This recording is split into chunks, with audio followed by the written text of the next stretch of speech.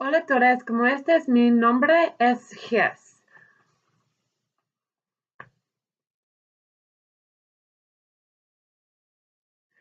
Okay, so for those of you that have probably about the same fluency in Spanish and ASL abilities as myself, I have just said hello everyone, how are you? My name is Jess.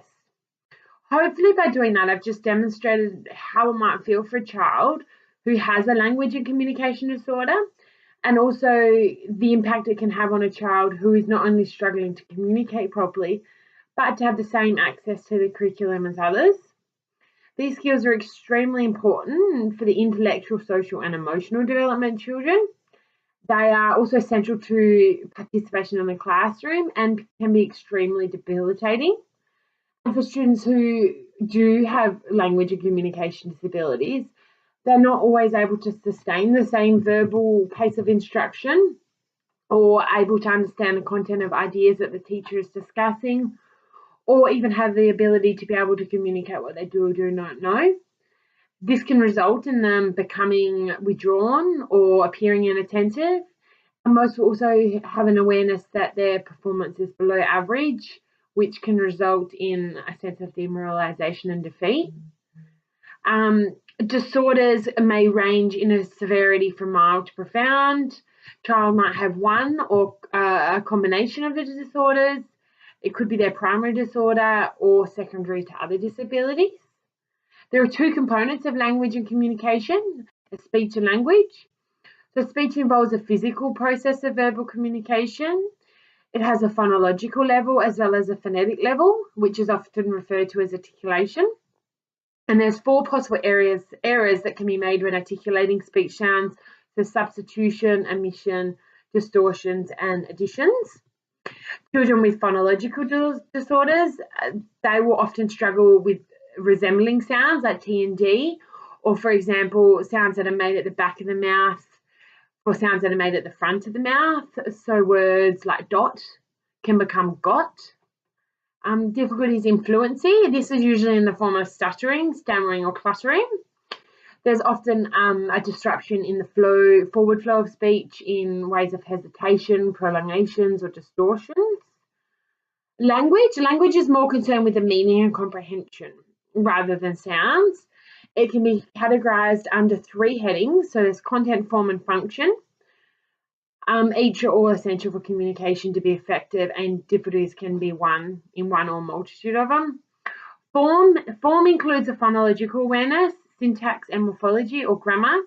Children having difficulties with phonological awareness will often struggle to recognise individual phonemes in words or break words into syllables. Students with syntax and grammar difficulties often use short and simple sentences, as well as minimal connectors, adjectives, and adverbs. Often have grammatical errors, such as incomplete sentences and unusual word order. Content of language. This is concerned more with semantics and comprehension.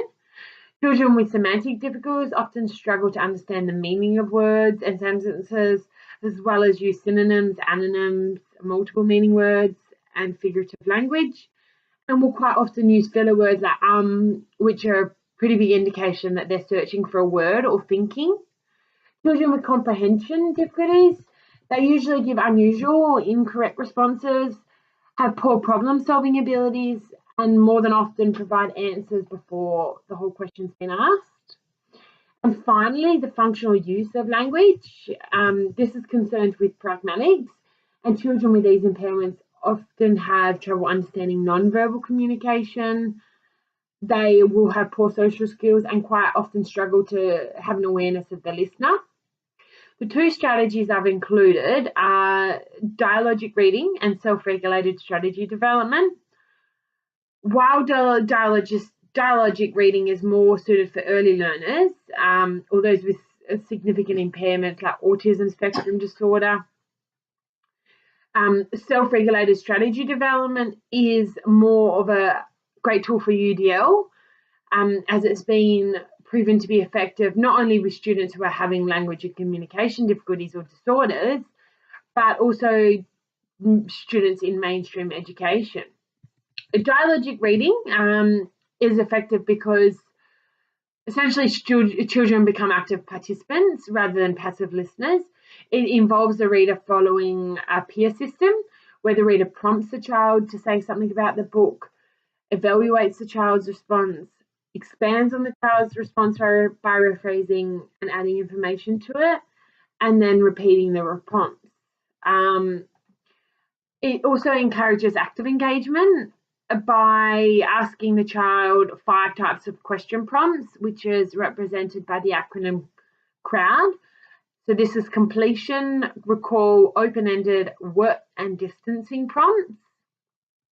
And self-regulated strategy development, on the other hand, is an instructional approach which is intended more to assist students in applying the same techniques which are used by skilled writers. It encourages them to set goals, monitor, evaluate, revise their writing, which then results in self-regulation skills and independent learning in students. It follows a 6-step strategy which begins as a whole class where they develop background knowledge and then moves on to the class discussing it. The teacher then will model the strategy to the class, and then students will individually memorise the steps of the strategy, where students who are having difficulties or have disorders can be provided with prompts such as cue cards which have the steps. And then the students and teacher work collaboratively work together to begin applying the writing strategies, where there's a gradual shift of control from the teacher over to the student.